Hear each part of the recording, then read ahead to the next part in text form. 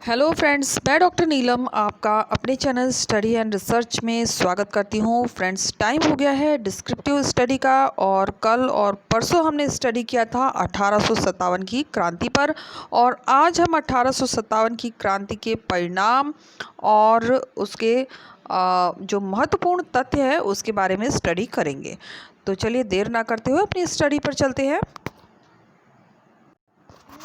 इस तरह का वीडियो पसंद आता है तो लाइक शेयर सब्सक्राइब करें। सब्सक्राइब करने के बाद बेल आइकन की घंटी को जरूर प्रेस कर लें ताकि इस तरह का वीडियो जब भी अपलोड करूं उसका नोटिफिकेशन आसानी से आपको मिल सके। तो चलिए देखते हैं 1857 की क्रांति का क्या परिणाम निकला। तो सबसे पहला पॉइंट है 1858 ईस्वी में ईस्ट इंडिया कंपनी का शासन समाप्त हो गया और भारत पर शासन का अधिकार महारानी के हाथों में आ गया।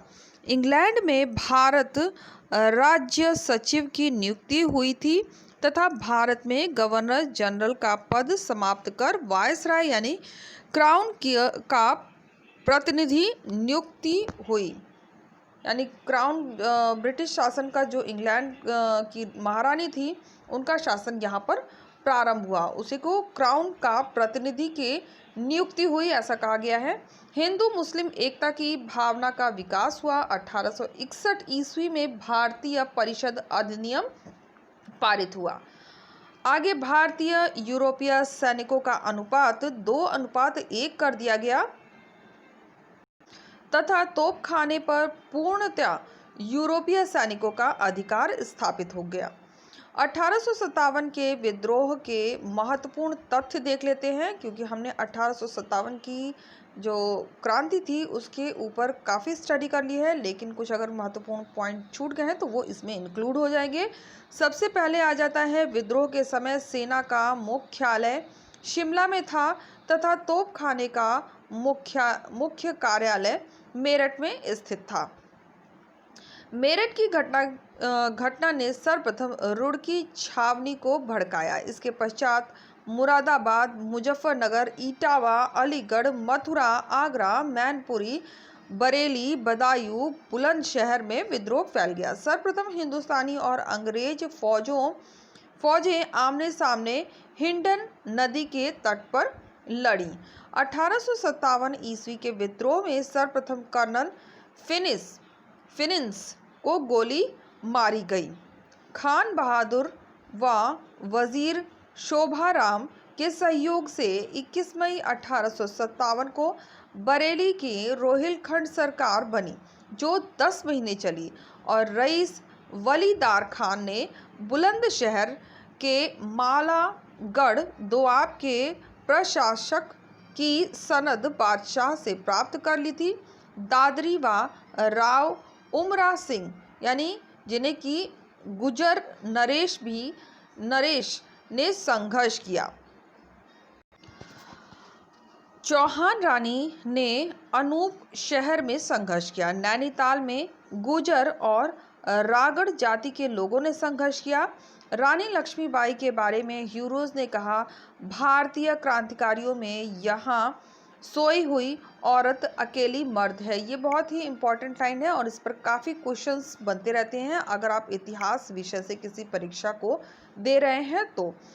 उद्घोषणा में गवर्नर जनरल कैनिंग को वायसराय की उपाधि प्राप्त हुई। भारत में ब्रिटिश साम्राज्य के विस्तार पर रोक, लोगों के आर्थिक मामलों में हस्तक्षेप न करना, एक समान कानूनी सुरक्षा सबको उपलब्ध कराना, लोगों के प्राचीन अधिकारों और रिवाजों के प्रति सम्मान व्यक्त करना आदि घोषणाएं क्राउन द्वारा भारतीय जनता के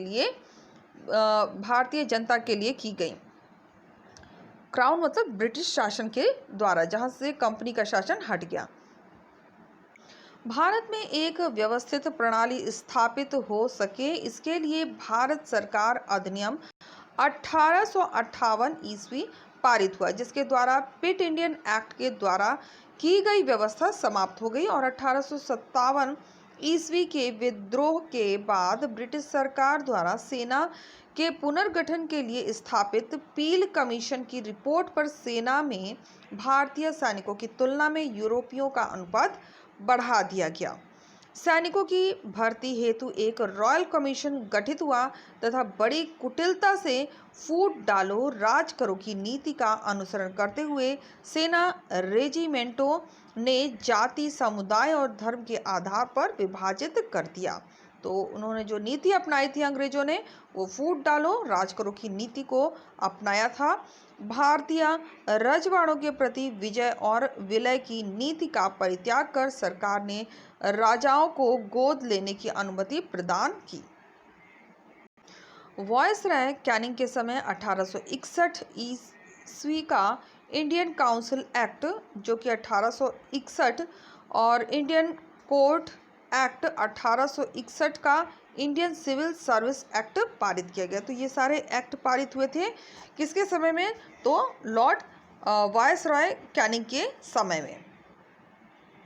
यहाँ एक टेबल है जो कि बहुत ही इम्पोर्टेंट है, इससे मोस्टली क्वेश्चंस बनते हैं। तो देख सकते हैं सबसे 1857 का जो विद्रोह हुआ था उसके महत्वपूर्ण तथ्यों को इस टेबल में इंक्लूड किया गया है। सबसे पहले आ जाता है दिल्ली का केंद्र, जहां पर विद्रोह का नेतृत्व संभाला था बहादुर शाह जफर ने, और विद्रोह का दिन था 11 मई 1857 ईस्वी, और इस विद्रोह का दमन करने वाले थे निकलसन हडसन। और समर्पण का दिन, यानी जिस दिन विद्रोह को दबा दिया गया, वो था 20 सितंबर 1857। तो इसी तरह से कानपुर का केंद्र, और यहाँ पर विद्रोह का नेतृत्व संभाला था नाना साहेब और तात्या टोपे ने। विद्रोह का दिन था 5 जून 1857, और इसका दमन करने वाला था कोलिन कैंपबेल। दिसंबर 1857 ईस्वी में इसे समाप्त कर दिया गया।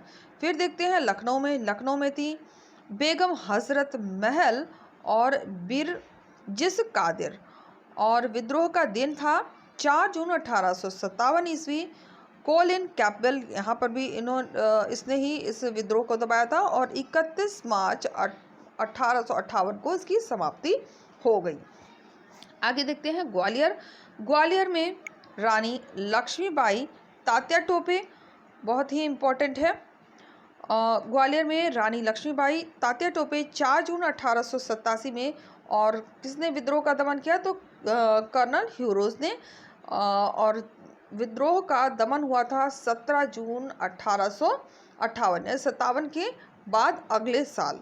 फिर जगदीशपुर बिहार में देखते हैं कुंवर सिंह और अमर सिंह ने नेतृत्व संभाला यहाँ पर विद्रोह का, और 12 जून 1887 को यह विद्रोह हुआ, और इस विद्रोह का दमन किया था मेजर विलियम टेलर ने दिसंबर 1858 ईस्वी में। फैजाबाद जो क्षेत्र है, इसका विद्रोह के नेतृत्व करता थे मौलवी अहमदुल्ला, और इस विद्रोह की शुरुआत हुई थी जून 1857 ईस्वी में, और इस विद्रोह का दमन किया था जनरल रेनॉल्ड ने, और इस विद्रोह का पूर्णतः दमन हो गया था 5 जून 1858 में। फिर देखते हैं इलाहाबाद में इस विद्रोह के नेतृत्व करता थे लियाकत अली, और शुरुआत हुई थी जून 1857 में। कर्नल नील ने इस विद्रोह का दमन किया और 1858 में इसकी समाप्ति कर दी। तो बरेली देखते हैं, बरेली में खान बहादुर खान, ये भी बहुत इंपॉर्टेंट है, इसके क्वेश्चंस काफ़ी मैंने देखे हैं, बनते रहते हैं। फिर इसकी शुरुआत हुई थी जून 1857 में, और इसका दमन किया था विंसेंट आयर ने 1858 में। तो ये टेबल अगर आपको नहीं मिल पा रहा है तो आप इसे राइट जरूर कर लें, क्योंकि इससे काफ़ी क्वेश्चंस बनते हैं। अब देख लेते हैं कुछ महत्वपूर्ण स्मरणीय तथ्य जो कि एग्ज़ाम के पॉइंट ऑफ व्यू से बहुत ही इम्पोर्टेंट है। सबसे पहला आ जाता है 1857 ईस्वी के विद्रोह का तात्कालिक कारण चर्बी लगे कारतूस था। तो क्या कारण बना था? तो चर्बी लगे कारतूस। दूसरा पॉइंट है चर्बी युक्त कारतूसों के प्रयोग के विरोध में प्रथम विद्रोह कहाँ? बैरकपुर छावनी में मंगल पांडे के द्वारा किया। तो इसमें बैरकपुर छावनी और मंगल पांडे बहुत ही इम्पोर्टेंट है। फिर 1857 ईस्वी के विद्रोह का श्री गणेश मेरठ में 10 मई 1857 ईस्वी में हुआ। तो ये डेट जरूर याद रखिए। मेरठ में 10 मई 1857 में हुआ। आगे देखते हैं विद्रोह मुख्यतः दिल्ली, कानपुर, जगदीशपुर, बिहार, झांसी, रोहिलखंड, मेरठ, लखनऊ, फैजाबाद और बरेली में था। तो केंद्र एक बार जरूर ध्यान रखिए, ये सभी केंद्र हैं जहां पर इस विद्रोह का प्रसार हुआ। फिर विद्रोह के प्रमुख नेता देख लेते हैं। तात्या टोपे, नाना साहेब, बेगम हजरत महल, ये ऊपर अभी हमने सब पढ़ा हुआ है। तो रानी लक्ष्मीबाई, मौलाना अब्दुल्ला अहमदुल्ला और कुंवर सिंह। 1857 ईस्वी के विद्रोह के समय विद्रोही नेता मौलवी अहमदुल्ला की गिरफ्तारी हेतु अंग्रेजों ने 50,000 रुपए का इनाम रखा। अंग्रेज जनरल ह्यूरोज ने लक्ष्मीबाई की मृत्यु के पश्चात उन्हें विद्रोहियों में सर्वोत्तम और सबसे वीर नेता कहा है। तो अंग्रेज झांसी की रानी लक्ष्मीबाई की वीरता से बहुत ज़्यादा प्रभावित हुए थे। इतनी ज़्यादा वीर थी कि शत्रु भी उनसे प्रभावित हो जाते थे। आगे देखते हैं 1857 ईस्वी के विद्रोह के बारे में। आर.सी. मजूमदार ने कहा कि तथाकथित प्रथम राष्ट्रीय स्वतंत्रता संग्राम ना तो प्रथम था, ना राष्ट्रीय और ना ही स्वतंत्रता संग्राम। तो ये बहुत ही इम्पोर्टेंट लाइन है। इस स्टेटमेंट पर क्वेश्चन काफ़ी बनते हैं। तो ये स्टेटमेंट दी गई है आर.सी. मजूमदार के द्वारा। नेक्स्ट पॉइंट देखते हैं। ब्रिटिश संसद डिजरेली ने 1857 ईस्वी के विद्रोह को राष्ट्रीय विद्रोह कहा। तो ये भी एक स्टेटमेंट की तरह ही यूज होता है। राष्ट्रीय विद्रोह किसने कहा? तो ब्रिटिश संसद डिजरेली ने। फिर आगे चलते हैं। वीर सावरकर 1857 ईस्वी के विद्रोह को सुनियोजित स्वतंत्रता संग्राम की संज्ञा दी। तो इस पर भी बनता है, स्टेटमेंट के द्वारा पूछा जाता है कि ये किसने कहा है। फिर 1857 ईस्वी के विद्रोह में पंजाब, राजपूताना, पटियाला, जिंद, हैदराबाद, मद्रास के शासकों ने तनिक भी हिस्सा नहीं लिया। आगे है, तो किसने नहीं लिया, इस पर भी क्वेश्चन पूछे जाते हैं।